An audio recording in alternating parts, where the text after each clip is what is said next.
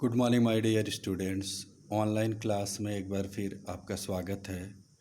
आज आप लोग पाठ 4 माँ का एक कहानी नामक पाठ पुनरावृत्ति करेंगे। इस पाठ का शब्दार्थ आपकी पुस्तक में पेज नंबर 31 पर है। इसको आप लोग याद कर लेंगे। राहुल माँ से किसकी कहानी सुनना चाहता है? प्रश्न उत्तर में पहला है, इसका उत्तर है राहुल माँ से राजा या रानी की कहानी सुनना चाहता है। उपवन कैसा था? उपवन बहुत ही सुंदर था, उसमें तरह तरह के फूल खिले थे। कहानी करुणा से भरी क्यों थी? कहानी करुणा से भरी इसलिए थी क्योंकि एक शिकारी के बाण से एक हंस घायल हो जाता है और राजकुमार सिद्धार्थ उसको बचाने जाते हैं। कहानी क्यों व्यापक हो गई? क्योंकि मारने और बचाने वाले के बीच में विवाद हो गया और जो बात थी वो न्यायालय में पहुंच गई राजा के। माँ ने कौन सी कहानी सुनाई? तो इसका उत्तर यही होगा, माँ ने सिद्धार्थ नामक राजकुमार की, या माँ ने भगवान बुद्ध के जीवन की कहानी सुनाई।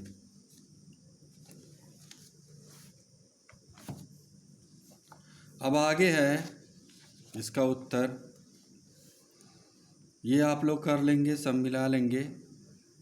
ये भी संधि भी कर लेंगे, न्यायालय औषधालय।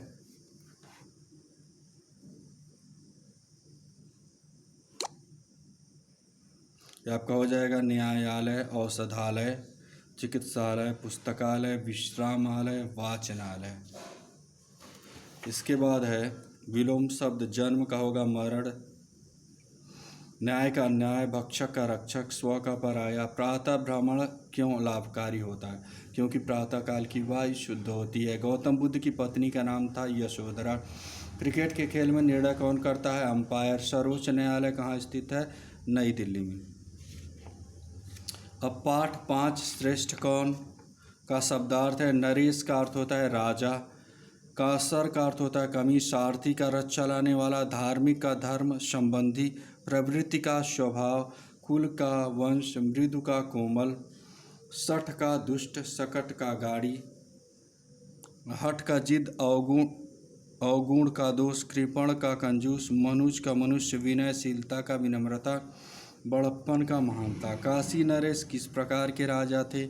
तो इसका उत्तर होगा, काशी नरेश एक श्रेष्ठ राजा थे।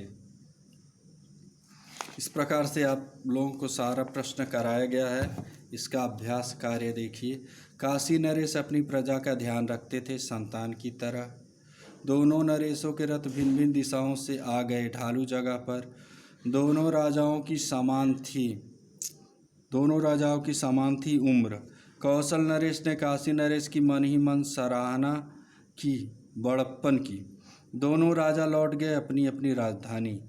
किसने किससे कहा है? यह किस पुस्तक में है, खोज लीजिएगा। और वीर का यहाँ देखिए, वीर का वीरता, साधु का साधुता, विनय का विनयशीलता, निज का निजता, निपुण का निपुणता, सठ का सठता, गुण का अवगुण, दान का अवदान, रुद्ध का अवरुद्ध, काश का अवकाश, शिष्ट का अवशिष्ट, राजा का नृप, भूप, नरेश, महीप, महल का राजमहल, प्रासाद, राजभवन, धन का संपत्ति, अर्थ, वित्त, नभ का गगन, आकाश।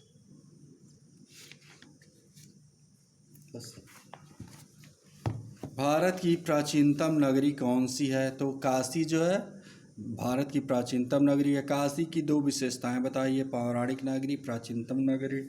महामना मदन मोहन मालवीय ने किस विश्वविद्यालय की स्थापना की थी? काशी हिंदू विश्वविद्यालय की। सारनाथ क्यों प्रसिद्ध है? भगवान के प्रथम उपदेश देने के कारण।